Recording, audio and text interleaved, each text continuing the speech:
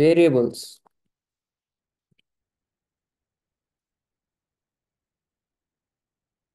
ఈ వేరియబుల్స్ గురించి మనం ఇప్పుడు చెప్పుకుందాం. సో వేరియబుల్స్ అనేవి ఎందుకు వాడతారు సార్? వేరియబుల్స్ అనేవి ఎందుకు వాడతారు అంటే టు స్టోర్ డేటా. వేరియబుల్స్ అనేవి ఎందుకు వాడతారు? To store data or value.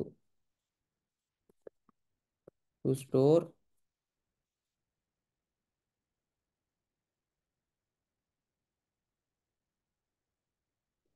Data or you can say any value.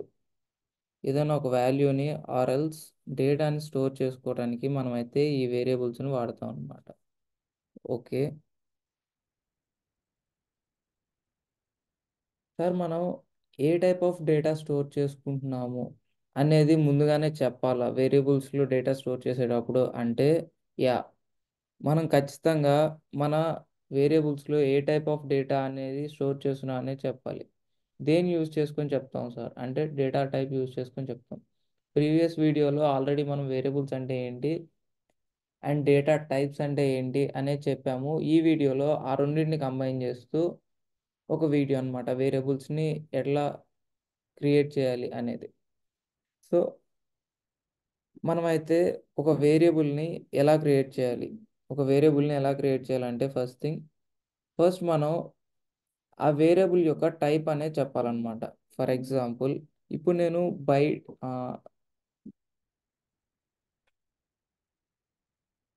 ఇప్పుడు నేను బై టైప్లో ఒక పర్సన్ ఏజ్ నాకు 20 అని ఉంది. ఆ పర్సన్ యొక్క ఏజ్ని నేను స్టోర్ చేసుకుందాం అనుకుంటున్నా ఏజ్ అనే వేరియబుల్లో. సో ఇప్పుడు దాన్ని ఎలా చేయాలి అనేది చూద్దాం. సో ఫస్ట్ నేను ఆ పర్సన్ యొక్క ఏజ్ని ఏజ్ అనే వేరియబుల్లో స్టోర్ చేసుకుందాం అనుకుంటున్నా. సో ఏజ్ అనే వేరియబుల్లో స్టోర్ చేసుకుందాం అనుకుంటున్నా. ఈ ఏజ్ అనే దానికి first A type of data అనేది డిక్లేర్ చేయాలన్నమాట. సో ఇదైతే నేను బయట అని డిక్లేర్ చేసుకుంటున్నా, ఆర్ఎల్స్ నెంబర్ కాబట్టి నేనైతే ఇంటీజర్ అని డిక్లేర్ చేసుకోవచ్చు, ఐఎన్టీ అని. లేకపోతే మనం ఐఎన్టీఈజిఆర్ అని డిక్లేర్ చేసుకోవచ్చు. ఆ తర్వాత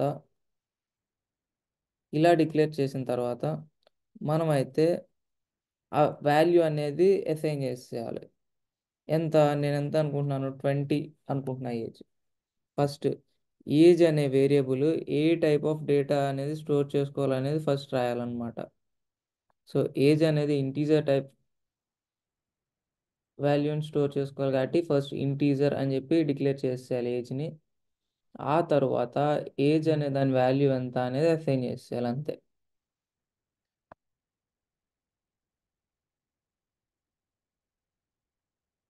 సో ఈ ఫస్ట్ పాయింట్ ఏంటి సార్ అంటే ఈ ఫస్ట్ పాయింట్ ఏంటంటే ఈ డిక్లరేషన్ వేరియబుల్ని డిక్లరేషన్. ఈ వేరియబుల్ ఇంటీజర్ టైప్ అని చెప్పి మనం డిక్లేర్ చేస్తున్నాం కాబట్టి ఇది వేరియబుల్ డిక్లరేషన్. ఈ వేరియబుల్ ఇంటీజర్ టైప్ను మాత్రమే స్టోర్ చేసుకుంటుంది. మరి ఈ లైన్లో ఈ ఏజ్ ఈజ్ ఈక్వల్స్ టు 20 అని ఇచ్చారు కదా, అదేంటి సార్ అంటే అది వాల్యూ అసైన్మెంట్. మనం ఏం చేసాము, వేరియబుల్కి మనం అయితే వాల్యూని అసైన్ చేసాము.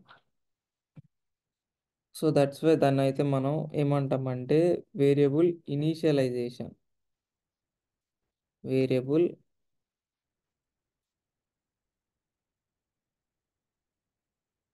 ఇనీషియలైజేషన్. వాల్యూని ఎప్పుడైతే మనం ఇనీషియలైజ్ చేస్తామో వేరియబుల్కి, దాన్ని వేరియబుల్ ఇనిషియలైజేషన్ అంటాం. సో మనమైతే ఒక వేరియబుల్ని ఎలా క్రియేట్ చేయొచ్చు అంటే ఫస్ట్ వేరియబుల్ని డిక్లేర్ చేయాలి, అది ఏ టైప్ అనేది దాంతో.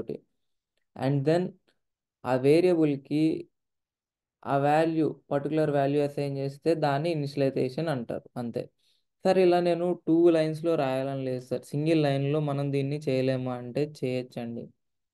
ఎలా సార్ అంటే ఫస్ట్ డైరెక్ట్ అది ఏ టైప్ ఆఫ్ డేటా అనేది రాయాలి. సో దాని డేటా టైప్ అనేది రాయాలి, ఇంటీజర్ కాబట్టి ఇంటీజర్ అని రాస్తా. అండ్ ఆ వేరియబుల్ నేమ్ ఏదైతే ఉందో అది రాసేయాలన్నమాట. సో నేనైతే ఏజ్ అనే వేరియబుల్ క్రియేట్ చేద్దాం అనుకుంటున్నాను కాబట్టి age is is equal to direct ఇక్కడే మనం ఆ వేరియబుల్ని డిక్లేర్ చేస్తున్నాము అండ్ ఇనిషియలైజ్ కూడా ఇక్కడే చేసేస్తున్నాం. ఎంత వాల్యూ ఇద్దాం అనుకుంటున్నాను, 20 ఇద్దాం అనుకుంటున్నాను, అంతే. సింపుల్.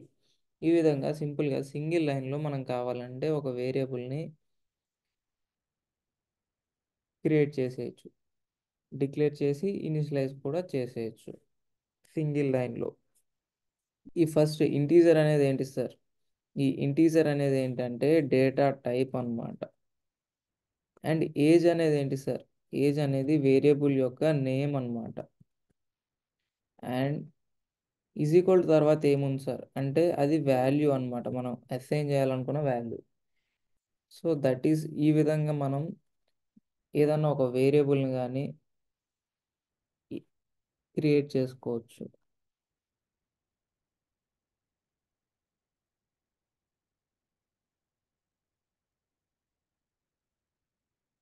సింటాక్స్ అయితే ఇలా ఉంటుందండి. ఫస్ట్ డేటా టైప్ రాయాలి, తర్వాత వేరియబుల్ నేమ్ రాయాలి, తర్వాత ఈజ్ ఈక్వల్ టు పెట్టి అసైన్ చేసేయాలి. సో ఈ విధంగా మనం అయితే ఒక వేరియబుల్ని జావాలో మనం కావాలంటే క్రియేట్ చేసుకోవచ్చు. సార్ దీని మీద ఒక ప్రోగ్రామ్ చెప్తారా?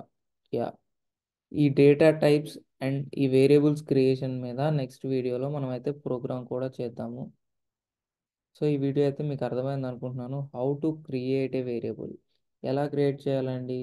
సింపుల్గా డేటా టైప్, ఆ variable A type of data store చేసుకోవాలి అనేది ముందుగా మనం చెప్పాలి.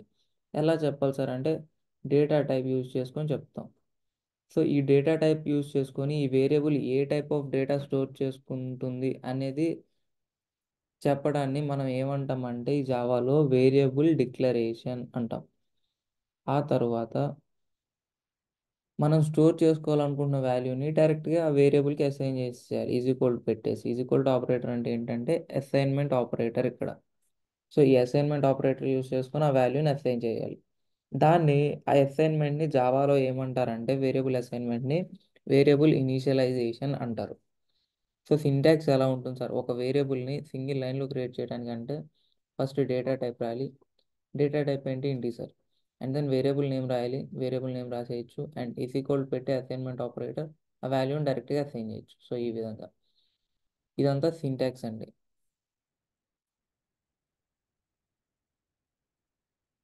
సింగిల్ లైన్లో అసైన్ చేయడానికి ఇదైతే మనకి సింటాక్స్ అన్నమాట.